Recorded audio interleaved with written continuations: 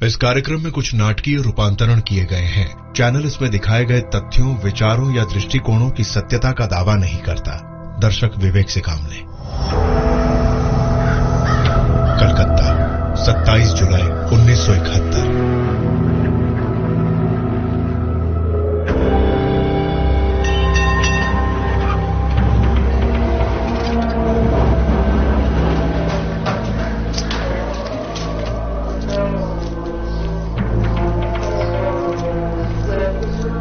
ये कहानी एक ऐसी पहेली है जिसके हिस्से दुनिया भर में बिखरे हैं। इनको जोड़ने पर उभरती है एक अनदेखी तस्वीर जिसमें है रोमांच, रहस्य, अंतर्राष्ट्रीय षड्यंत्र और अरबों डॉलर्स का एक खजाना जो अचानक गायब हो गया। आखिर हकीकत क्या है?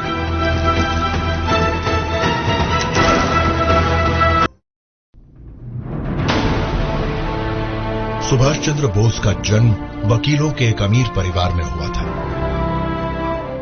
सुभाष काफी कम उम्र के थे जब उनका परिवार कटक से कलकत्ता आ गया। उन्होंने अपनी पढ़ाई कैम्ब्रिज में की और सफल होने के बावजूद इंडियन सिविल सर्विस में जाने से मना कर दिया, जो अब भी अंग्रेजों के अधीन थी। सुभाष शामिल हो गए भारत की आजादी के संघर्ष में। आगे चलकर नेताजी इंडियन नेशनल कांग्रेस के अध्यक्ष बने, मगर गांधी जी से मतभेद की वजह से उन्होंने अपना पद छोड़ दिया। उन्होंने अंग्रेजों के खिलाफ अहिंसा के बजाय सैन्य कार्यवाही की बात की।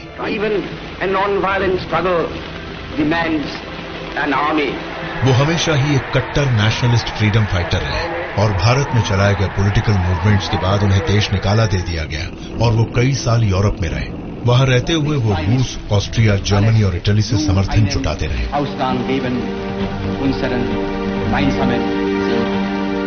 भारत लौटने पर अंग्रेजों ने उन्हें घर में ही नजरबंद कर दिया। फिर शुरू हुआ दूसरा विश्व युद्ध। 1941 में बोस फरार हो गए और भेष बदलकर इटालियन पासपोर्ट पर वो पहुंचे जर्मनी। बोस ने एक्सेस पावर जर्मनी, इटली और जापान से हाथ मिला लिया और इंपीरियल ब्रिटेन और उसके साथियों के खिलाफ जंग छेड़ दी। जर्मनी और जापान ग्रेट ब्रिटेन के खिलाफ थे। आखिर दुश्मन का दुश्मन दोस्त होता है।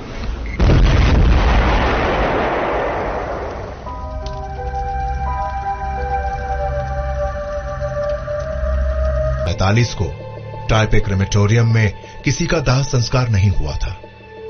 22 अगस्त को एक दाह संस्कार जरूर हुआ था, पर ना तो वो बोस का था और ना ही शिडाई का, बल्कि एक जापानी सैनिक इचिरो ओकुरा का था। बोस का मृत्यु प्रमाण पत्र भी 43 साल बाद 1988 में जारी किया गया। अगर जापान के लेफ्टिनेंट जनरल शिडाई उस हादसे में मारे गए थे तो उनका अंतिम संस्कार सैनिक सम्मान के साथ क्यों नहीं किया गया? शायद वो प्लेन क्रैश वाली कहानी एक सोचा समझा छलावा थी जिसे गढ़ा था जापान की सीक्रेट पुलिस केम्पाइटाई ने।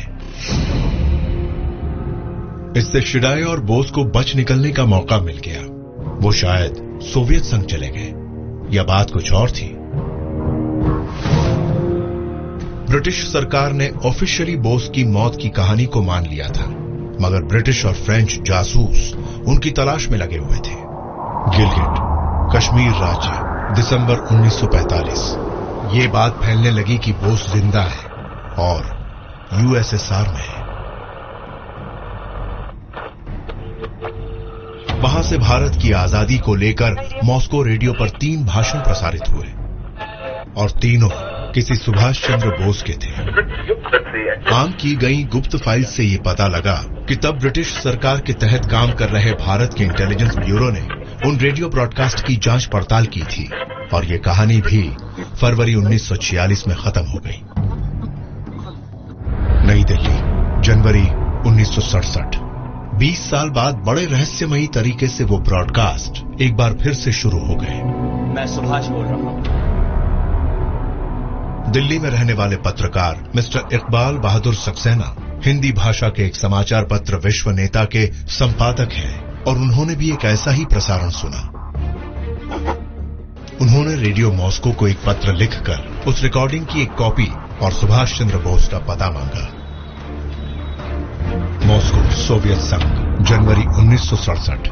रेडियो मॉस्को ने जवाब में कहा कि वो ना तो पता दे सकते हैं और ना ही वो रिकॉर्डिंग। डियर सर, नमस्कार। हमें आपका पत्र मिला, मगर अफसोस सुभाष चंद्र की इजाजत के बिना ना तो हम आपको उनका पता दे सकते हैं और ना ही रिकॉर्डिंग की कॉपी। हम तहे दिल से माफी चाहते हैं। आपकी गलीना। मिस्टर इकबाल बहादुर सक्सेना। इसके बाद पत्रकार सक्सेना ने दिल्ली के एक वकील के जरिए इंडियन पीनल कोड की धारा 420 के तहत भारत की प्रधानमंत्री श्रीमती इंदिरा गांधी और विदेश मंत्री सरदार स्वर्ण सिंह के खिलाफ धोखाधड़ी की शिकायत दर्ज करवाई।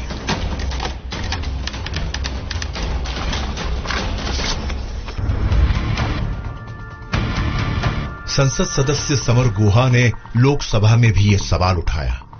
तब इंटेलिजेंस ब्यूरो ऑफ इंडिया को मामले की जांच के आदेश दिए गए।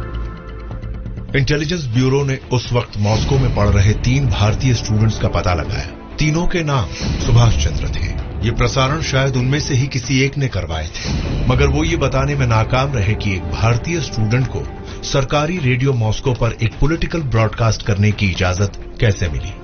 इंटेलिजेंस ब्यूरो को उस रिकॉर्डिंग की कॉपी भी नहीं मिली। बात खत्म हो गई। पत्रकार सक्सेना की शिकायत का कोई सही जवाब नहीं मिला और केस बंद कर दिया गया।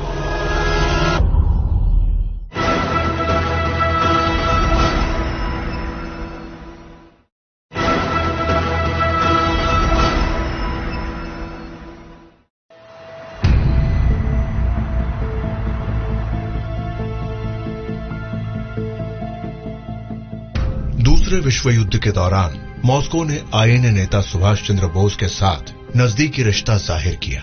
वैसे तो रूस ब्रिटेन के साथ था, लेकिन उसने आजाद हिंद की आरजी हुकूमत में भी दिलचस्पी दिखाई, जिसके अध्यक्ष नेताजी बोस थे। नवंबर 1943 में सोवियत संघ की युद्धकालीन राजधानी ओम्स्क में उनका एक दूतावास भी था। जाहिर है नेताजी रूस के लिए बड़े खास थे। अक्टूबर 1996 में भारत की संसद का एक शिष्टमंडल मॉस्को गया। वो सोवियत संघ के टूटने के बाद नए रूसी गणतंत्र में बदलाव का दौर था। ये शिष्टमंडल भी उसी होटल प्रेसिडेंट में ठहरा जहां आमतौर पर भारतीय शिष्टमंडल ठहरते थे। मिस्टर जोयांतो रॉय और मिस्टर चित्ता बासु भी उस मंडल के सदस्य थे। दोनों फॉरवर्ड ब्लॉक के थे, जो नेताजी की स्थापित की हुई राजनैतिक पार्टी थी। यहां वो मेजर जनरल अलेक्जेंडर कोलिस्निकोव से मिले, जो पहले सोवियत सेना में थे। कोलिस्निकोव ने उन्हें कुछ तस्वीरें और दस्तावेज दिए, जो इस बात का सबूत थे कि नेताजी सुभाष चंद्र बोस 1945 के बाद भी सोवियत संघ में ही थे, जबकि उसी साल एक प्लेन क्रैश में उनके मारे जाने की खबर आई थी। तो क्या वो बचकर रूस चले गए थे? चित्ता बासु सबूत लेकर कलकत्ता लौट आए। बिहार राज्य, 5 अक्टूबर 1997। मगर दानापुर एक्सप्रेस से कलकत्ता लौट रहे चित्ता बासु की रास्ते में ही मधुपुर और जसीडीह स्टेशन के बीच मौत हो जाती है।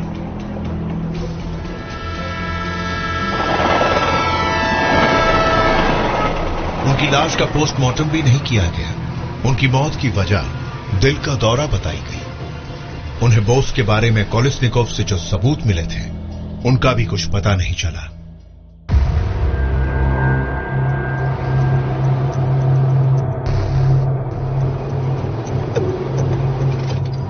कोई जांच पड़ताल नहीं की गई, लेकिन नेताजी की कहानी से जुड़ी ये इकलौती मौत नहीं थी। कलकत्ता पुलिस के इंस्पेक्टर गोराचंद सान्याल ने एक बांग्ला अखबार जुगांतर के एक पत्रकार को बड़ी ही सनसनीखेज कहानी सुनाई। उस कहानी के मुताबिक दूसरे विश्व युद्ध के दौरान सान्याल ब्रिटिश सरकार के तहत इंडियन आर्मी में थे। सितंबर 1945 में वो सिंगापुर के ज्यूरोंग इंटरमेंट कैंप में एक गार्ड के तौर पर तैनात हुए, जहां जापान के युद्धबंदियों को रखा गया था।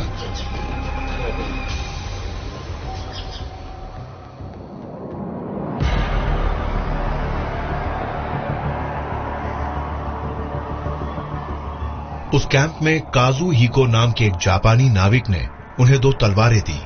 वो तलवारें नेताजी सुभाष चंद्र बोस की थी। नेताजी ने हिको को वो तलवारें इनाम में दी थी क्योंकि उसने उन्हें 18 अगस्त 1945 को सिंगापुर में जापान के 7th आर्मी हेडक्वार्टर से कैपल हार्बर पहुंचाया था, जहां बोस एक पनडुब्बी में सवार हुए थे।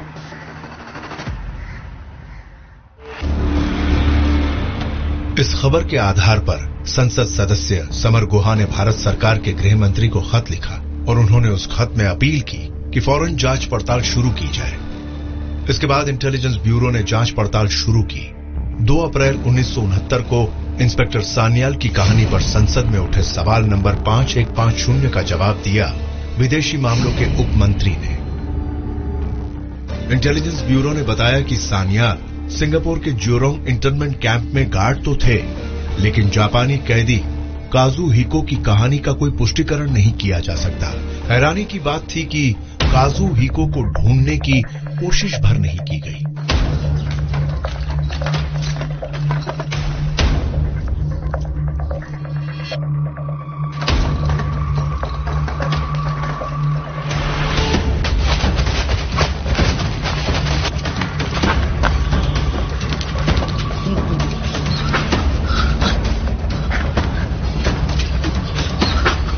कहानी छपने के 2 साल के भीतर ही इंस्पेक्टर सान्याल की हत्या कर दी गई।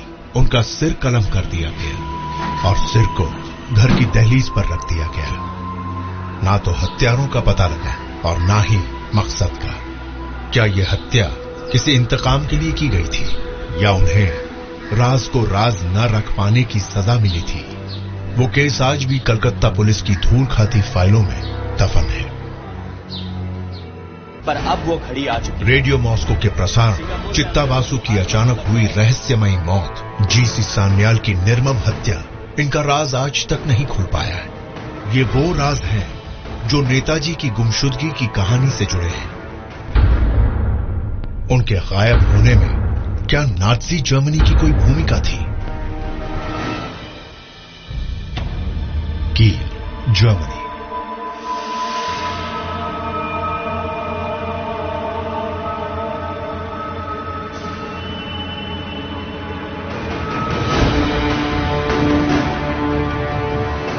बोस ने 1930 के दशक में देश निकाला मिलने के बाद 5 साल से ज्यादा वक्त सेंट्रल यूरोप में छुपकर बिताया। वहां उन्होंने जर्मन इंटेलिजेंस एजेंसी अबवेयर के साथ अच्छे रिश्ते बना लिए। अबवेयर के प्रमुख थे जर्मन नेवी क्राइग्स मरीन के एडमिरल कनारेस। कील बंदरगाह 8 फरवरी 1943 को एक पनडुब्बी यहां से गुप्त रूप से निकली जिसमें सवार थे नेताजी बोस। वो साउथ ईस्ट एशिया जा रहे थे। नेताजी को मालूम था कि जर्मनी एक स्पेशल सबमरीन डिटैचमेंट बनाना चाहती है पेनांग मलया में और कोबे जापान में, जिसका नाम था मॉनसून ग्रुप। वो आईएनए और पेनांग में मौजूद जर्मन नेवी का सहयोग चाहते थे। जर्मन नेवल इतिहासकार एक्सेल डॉरनबैक ने इस विषय का बहुत अच्छी तरह से अभ्यास किया है। मॉनसून ग्रुप तब जर्मनी के नेवी हाई कमांड के ऑपरेशनल कमांड में हुआ करता था। उसके सारे बेसेस फार ईस्ट यानी पेनांग, सिंगापुर, जकार्ता और सुराबाया में थे और उनकी कमान थी टोक्यो में जर्मन नेवल अटैची एडमिरल वेनेकर के हाथों में। पेनांग को अपना बेस बनाकर मॉनसून ग्रुप ने स्ट्रेट ऑफ मलाका पर अपना दबदबा बना लिया था और वो हिंद महासागर में मित्र राष्ट्रों के जहाजों पर हमला कर सकता था। उन दिनों मॉनसून ग्रुप के 2 काम थे, जिनमें सबसे पहला काम था हिंद महासागर में अलाइड शिप से लड़ना। Rohr 3 und 4 bewässern. Rohr 3 und 4 bewässern. Mündungsklappen öffnen. Mündungsklappen öffnen. Bug links, Lage 30. Bug links, Lage 30. Entfernung 6000. Entfernung 6000. Rohr 3, los. Rohr 3, los!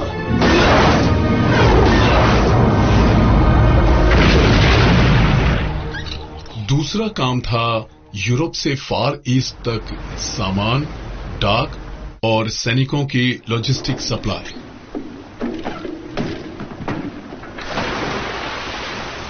Good luck, Mr. Bowser. Penang में रेल्स पर क्रेन्स लगी थी जो you boats और जहाजों पर सामान लादने और उतारने का काम करती थी। पेनांग मलेशिया सदियों तक पेनांग मलई में आने जाने का मुख्य रास्ता रहा। उस जमाने के नाविकों को यह कुदरती बंदरगाह बहुत पसंद था। 18वीं सदी से ही इस बंदरगाह पर ब्रिटेन का कब्जा था, मगर फरवरी 1942 में यह जापान के कब्जे में आ गया। पेनांग में भारतीय मूल के लोग भी बड़ी संख्या में रहते थे। बाकी के मलय क्षेत्र की तरह यहां भी भारतीय स्वतंत्रता लीग के लिए चंदा मिलता था और आजाद हिंद फौज के लिए स्वयंसेवक भी।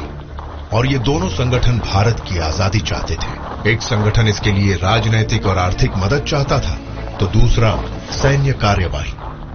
मैं नेताजी से एक रैली में 1943-44 के आसपास मिला था और उस रैली में पेनांग में रहने वाले भारतीय बहुत बड़ी संख्या में जमा हुए थे। मैं अपनी मां के साथ गया था और उस रैली में नेताजी ने कहा था कि हमें आगे बढ़ने के लिए पैसे चाहिए और हमें वो पैसे आप लोग ही दे सकते हैं। पेनांग में आजाद हिंद फौज का हेडक्वार्टर इस फ्री स्कूल में था। ये पूरा स्कूल, इसकी ऊपर वाली मंजिल की सारी क्लासेस इंडियन नेशनल आर्मी के जवानों से भरी हुई थी।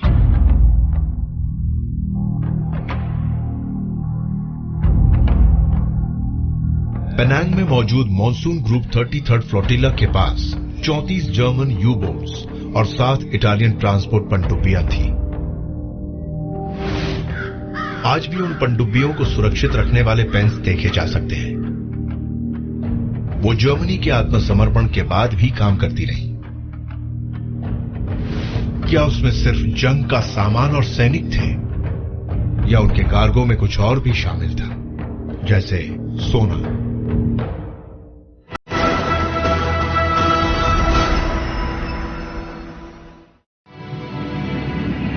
सिंगापुर 2 जुलाई 1943।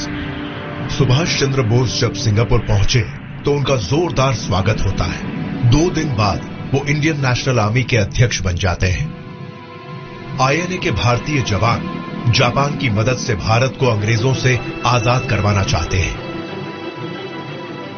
बोस इंडियन इंडिपेंडेंस लीग की भी कमान संभाल लेते हैं। यह विदेशों में बसे भारतीयों का वो नागरिक संगठन है जिसकी शाखाएं पूरे साउथ ईस्ट एशिया में थी।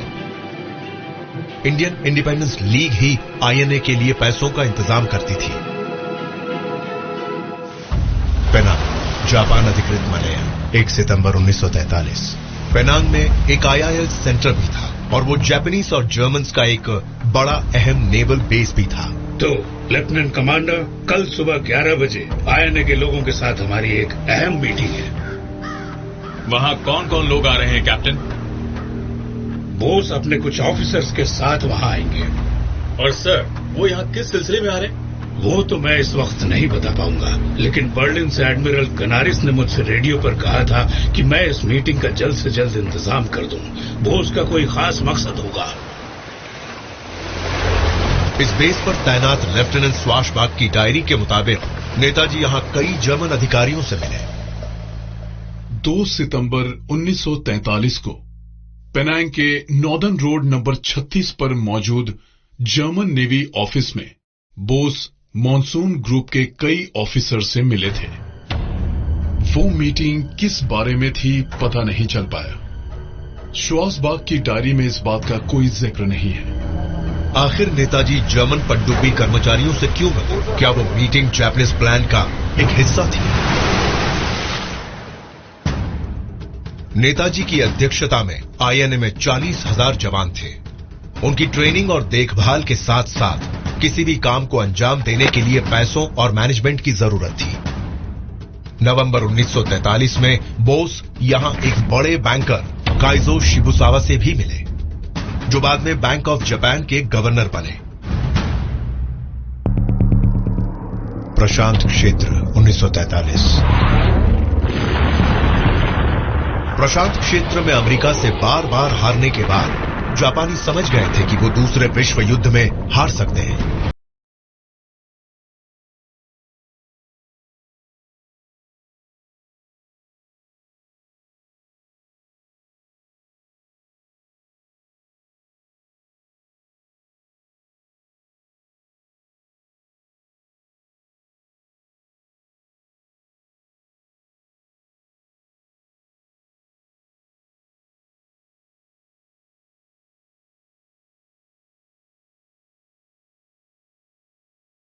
सोना जमा किया था।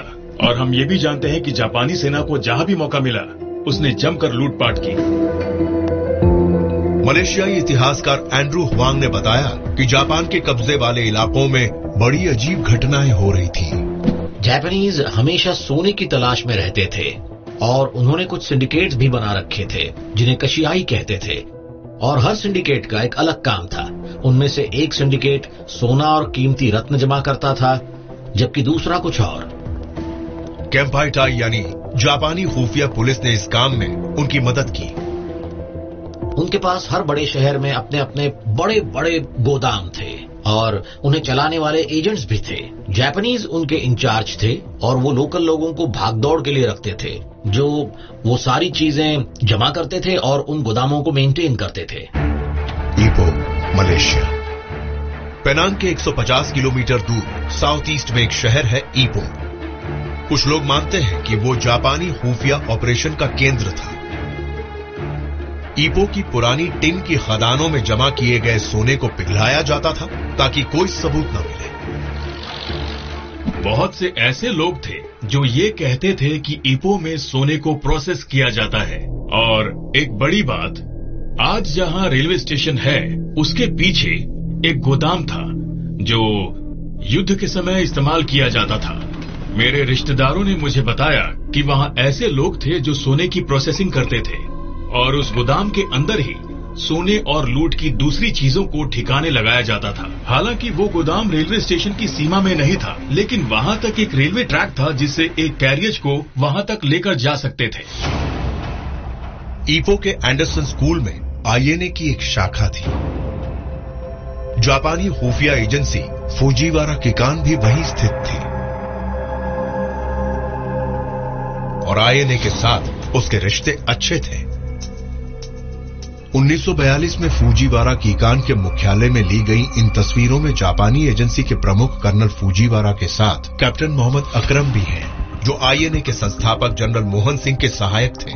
ये तस्वीर एंडरसन स्कूल में ली गई है और ये 1942 की है। तब नेताजी ने आईएनए की कमान नहीं संभाली थी।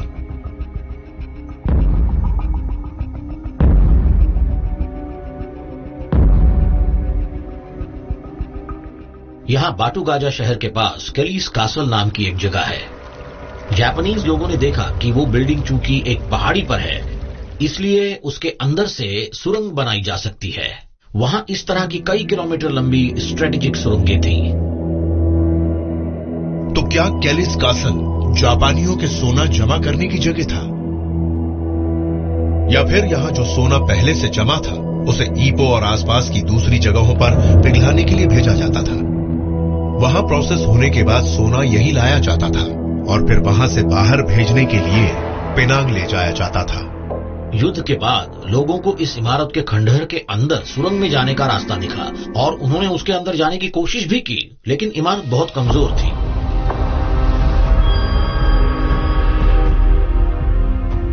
मगर जो शख्स नीचे गया था उसने कहा कि वो जब उसके अंदर गया तो वहां उससे धूल मिट्टी से ढके व्हीकल्स, बॉक्सेस और क्रेट्स दिखे।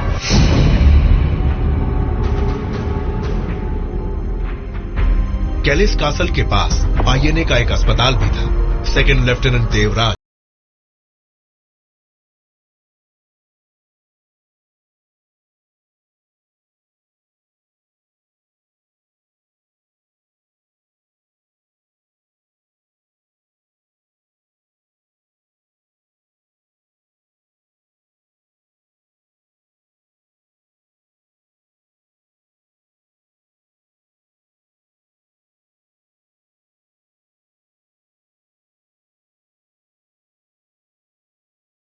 ये इल्जाम सरासर गलत था। केलिस कासल के आसपास के इलाके की ऐसी क्या खूबी थी कि सरहद से कई 100 किलोमीटर दूर होने के बाद भी आईएनए को इसकी इतनी फिक्र थी? उसे ये शक क्यों हो रहा था कि यहां तैनात उसके अपने अधिकारी ही दुश्मन के साथ हाथ मिला रहे हैं? कहीं ऐसा तो नहीं था कि यहां सोना होने की खबर ब्रिटिश सेना तक पहुंच गई थी? मैंने कैलीस कासल की बात इसलिए की है कि यहाँ युद्ध के दौरान 1942-1945 के बीच आम लोगों का आना जाना मना था। जापान ने इन खंडहरों पर भी कब्जा कर लिया था, जो बड़ी अजीब बात थी। जाहिर था यहाँ कुछ है। उन्होंने यहाँ संतरी भी तैनात करके रखे थे ताकि कोई अंदर ना जा सके। इससे लगता है कि ये शायद एक स्टोरेज एरिया था। यहाँ या तो हथियार थे या सोना। वो रत्न भी हो सकते थे जो उन्होंने पूरे मलया से लूटे थे। मलया जापान के कब्जे वाली ऐसी इकलौती जगह नहीं थी जहां से खजाना जमा किया जाता था। ऐसी और भी जगह थी।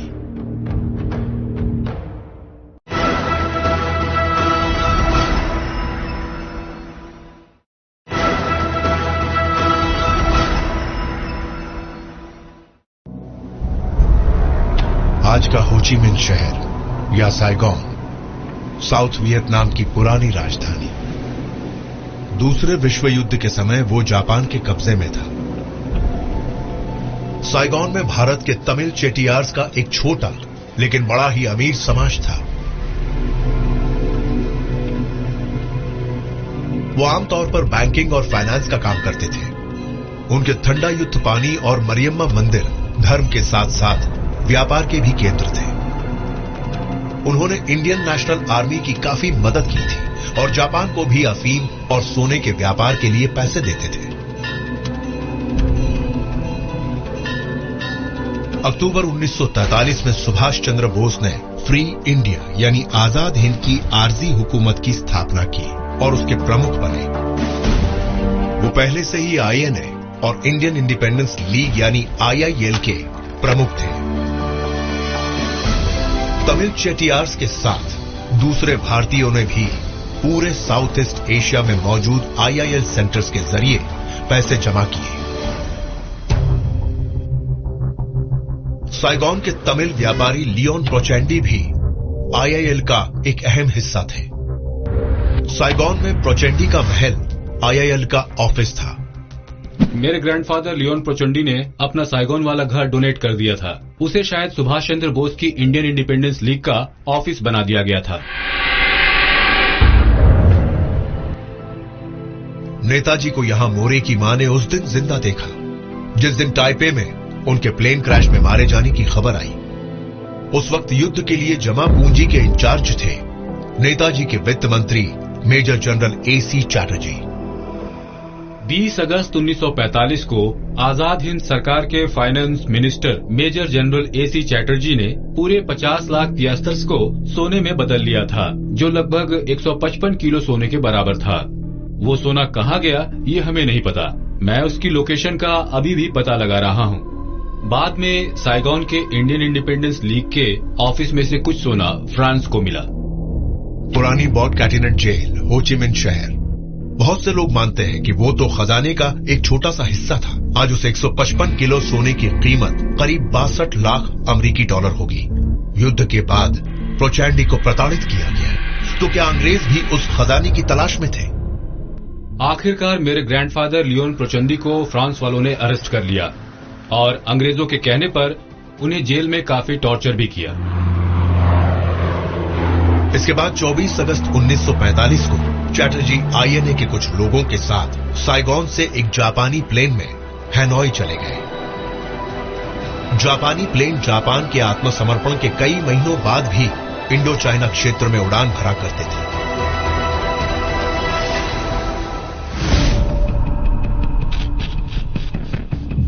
नवंबर 1945 में साइगोन में मौजूद ब्रिटेन के जासूसों को एक बैंक ड्राफ्ट की रसीद मिली जो मेजर जनरल चैटर्जी के नाम थी।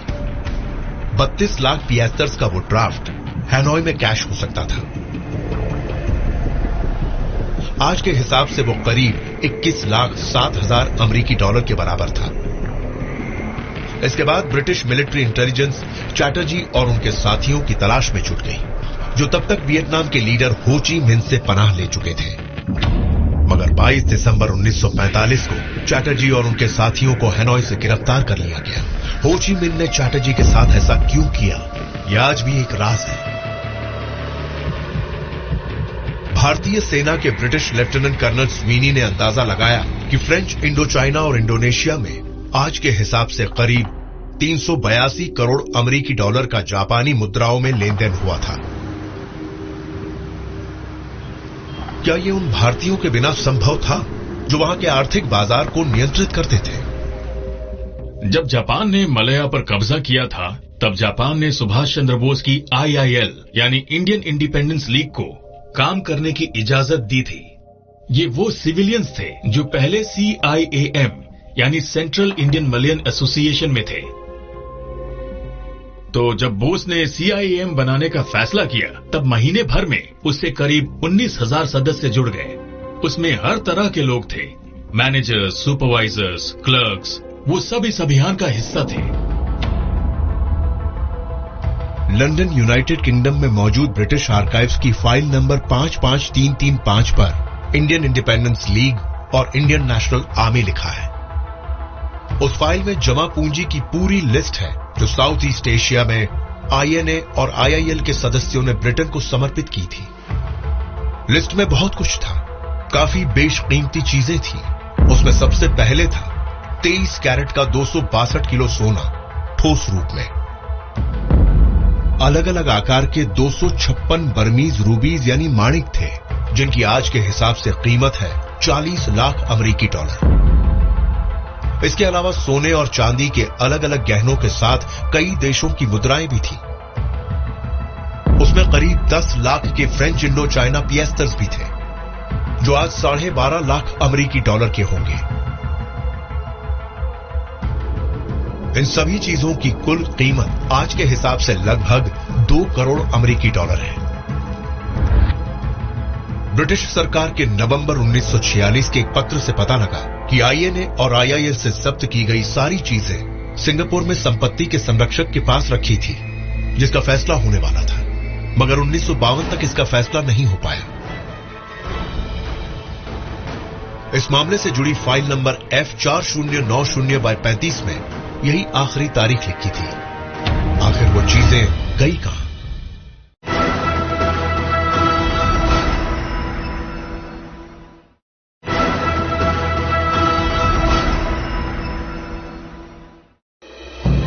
लाल किला, दिल्ली।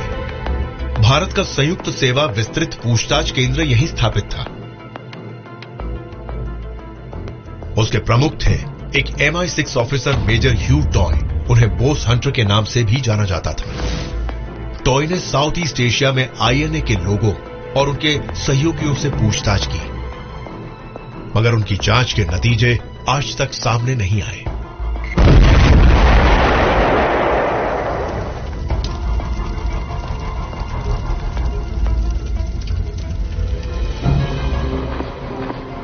युद्ध के बाद टोक्यो से कई कहानियां निकल रही थी।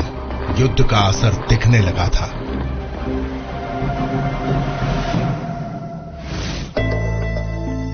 पांच अगस्त 1947 को ऑस्ट्रेलिया के अखबार वॉरिक डेली न्यूज में रॉयटर्स की एक रिपोर्ट छपी।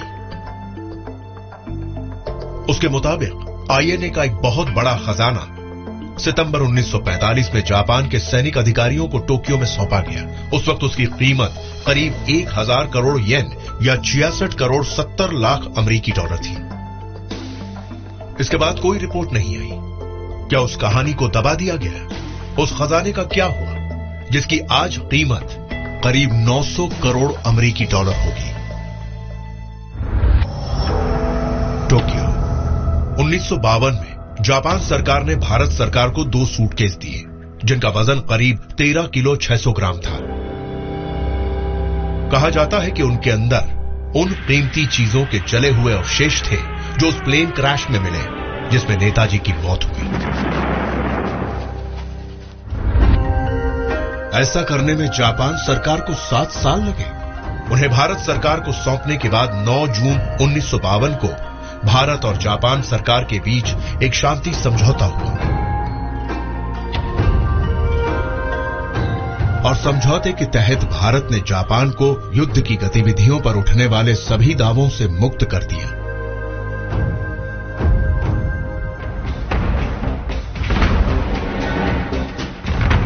क्या सूटकेस में INA के बहुत बड़े खजाने का सिर्फ एक छोटा सा हिस्सा था?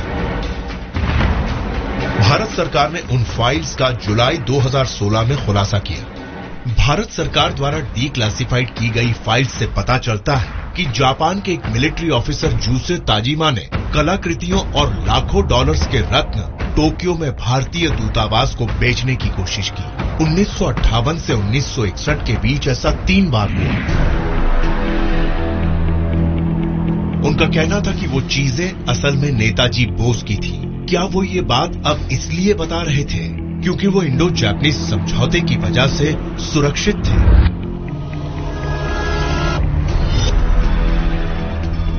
उस संग्रह में 18,400 कैरेट का एक अनकट शुद्ध पन्ना था। आज उसकी कीमत होगी 60 लाख अमेरिकी डॉलर।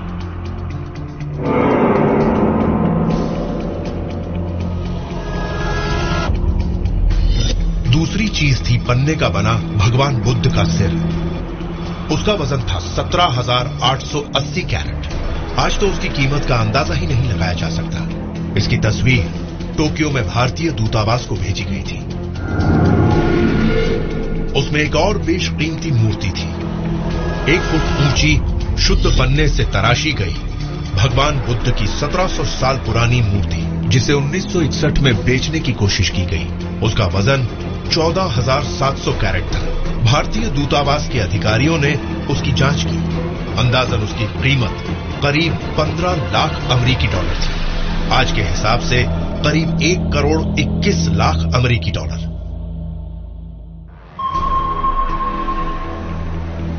जुलाई 1943 में इटली ने हथियार डाल दिए।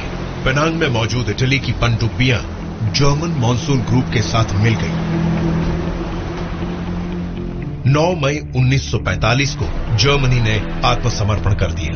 मॉनसून ग्रुप की पनडुब्बियां अब जापान के अंतर्गत काम कर रही थीं, लेकिन उनके सेलर्स वही पुराने थे। मॉनसून ग्रुप पेनांग में मौजूद सबमरीन के ग्रुप ने तब सरेंडर नहीं किया था जब जर्मनी ने सरेंडर किया। जर्मनी ने 9 मई 1945 को सरेंडर किया था, मगर वो ग्रुप वहीं रहे और उन्होंने मलय में बचे जापान के लोगों के साथ कुछ अरेंजमेंट्स किए थे। कहा जाता है कि यू-बोट्स में लोगों को एक से दूसरी जगह तक ले जाया जाता था। बोस मॉनसून ग्रुप के अफसरों को जानते थे। शायद साइगोन में प्रोचेंडी परिवार के घर से निकलने के बाद वो खुफिया रूप से प्लेन से सिंगापुर चले गए, जो वहां से सिर्फ 3 घंटे की दूरी पर था।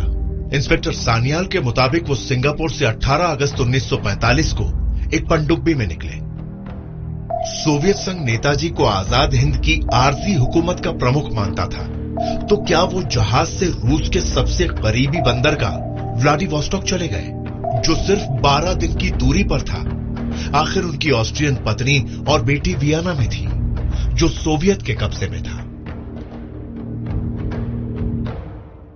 इस बात की पूरी संभावना है कि वो एक सबमरीन में सिंगापुर से हार्बिन गए थे। वो शायद उनकी रेंज में था। जर्मन से उनकी अच्छी पहचान थी और वो सबमरीन का इस्तेमाल कर रहे थे। उन्हें सारे रास्ते मालूम थे क्योंकि वो काफी समय से चीन के सिंगताओ में थे। उनके पास सारे नक्शे थे और वो पानी के नीचे के तमाम लेन्स को जानते थे।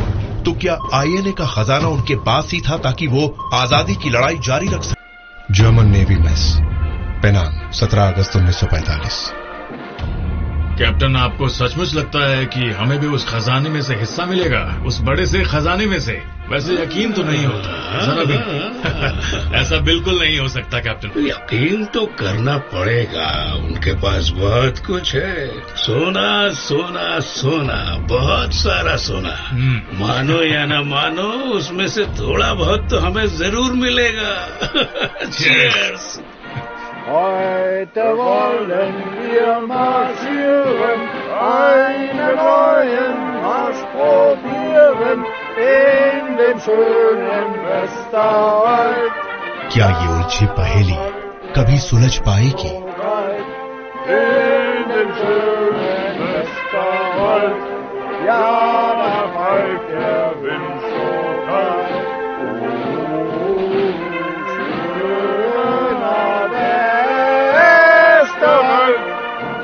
Über deinen Höhen pfeift der Wind so kalt, jedoch der kleinste Sonnenschein dringt tief ins Herz hinein.